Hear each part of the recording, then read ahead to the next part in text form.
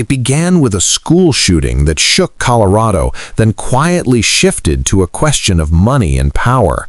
Stay with us to see what happened when a lawmaker pressed the FBI director on both public safety and personal investments. Gentleman yielding. With that, we now recognize the gentleman from Colorado. Thank you.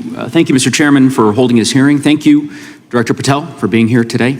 I have a couple of questions regarding a terrible shooting that occurred in Colorado, a state, as you may know, that I represent.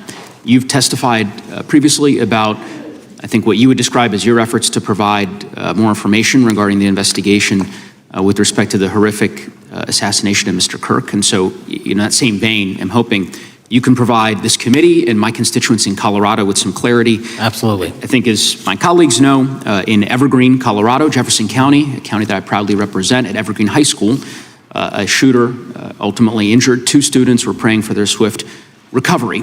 There's an article here from Colorado Public Radio. The title is, quote, FBI was already investigating an account that may have been linked to the Evergreen shooter. You're familiar with the circumstances generally, Director, regarding this terrible tragedy. Yes. So my understanding from the public reporting is that an organization reported to the FBI in July of this year regarding, just reading here from the article, that the FBI opened an assessment into a social media account user whose identity was unknown and who was discussing the planning of a mass shooting with threats nonspecific in nature. This is the FBI's statement to the press. And that the FBI continued to work this assessment investigation to identify the name and location of the user up until September 10th, 2025, which was the day of the tragedy. Can you provide us some clarity on what were the impediments to finding, the account user, and maybe describe in greater detail the FBI's work in that regard? Generally speaking, yes, because I know even though the shooter's deceased, the investigation we're not done. Sure. And so the impediments to finding these individuals, and you highlight a great point. We had 2 huge tragedies in the span of days in this country. The school shooting in Evergreen, Colorado being one of them. And proactively going out onto these social media platforms, which are so large, is our biggest impediment.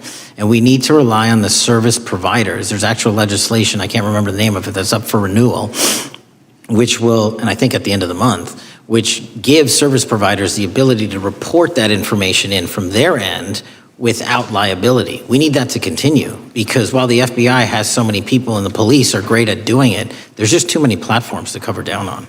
Well, I appreciate that, Director Patel, and I think we're certainly, I'm interested in continuing this conversation, because I think the reporting suggests that there's a pattern, and that ultimately, we want to make sure that law enforcement is able to prevent this kind of tragedy from happening in the future.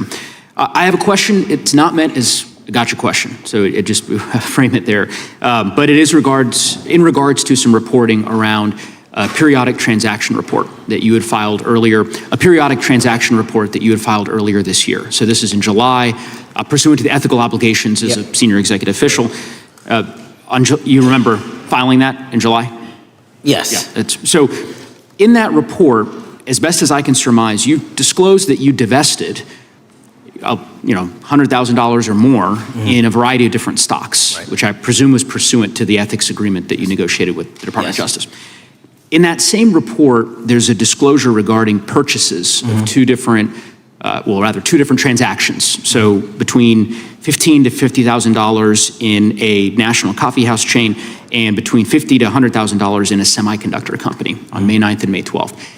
Are those transactions that you're doing personally, or are these through a stockbroker, or are these transactions that you're handling yourself? So how they happen is I submit proposals under DOJ guidance to say, hey, I would like to trade this or that, and they run their review, and the FBI runs a review, and then they come back and say yes or no, and then I make the transaction. Is there a reason that you decided to make the purchases into those 2 companies? Generally speaking, before I got this job, I was, trading stocks, but not a lot, like most people, and I just follow certain industries, and I thought they would be a good investment. So the reason why I ask, right, because you had divested in other companies, and I presume that wasn't because there were actual conflicts. It's just that you wanted to avoid an appearance of impropriety. It was both. Both, but not all of the companies were conflicts. whatever they make divested from. I don't make the call, they make the call. Sure. Yeah. I guess my point would be, the reason why I ask this, why I said it's not a gotcha question, I have for years led an effort here in Congress to try to ban members of Congress, senior executive officials, from trading stocks. And it's bipartisan in nature. We're working really hard to get that done, Republicans and Democrats. And you can understand, I think, given your role, given the nature of the position that you hold as the leader of the largest law enforcement agency in our country, that divesting entirely, not doing day trading now, I think would be something that would be in the interest of the American people. So I just would hope you would consider that, and that moving forward, that perhaps not purchasing stocks in individual companies, I would think would be something that would be worth pursuing. Gentleman's time is... I'm happy to give the witness an opportunity to... No, thank you. I'll work with you on it. Gentleman from... In a measured but revealing exchange, Congressman Joe Neguse questioned FBI Director Kash Patel about the Bureau's response to a Colorado school shooting, highlighting how investigators were already tracking online threats but struggled to identify the suspect in time. Patel pointed to the sheer scale of social media platforms and the need for cooperation from tech companies, a reminder of how modern investigations often depend on private sector data. Neguse then pivoted to ethics, asking about Patel's recent stock purchases, including investments in a semiconductor company, raising broader concerns about whether senior law enforcement officials should trade individual stocks at all. The moment underscored a larger debate about trust, transparency, and whether public servants can avoid even the appearance of conflicts of interest. Follow this story closely, because how leaders answer these questions shapes public confidence in justice itself.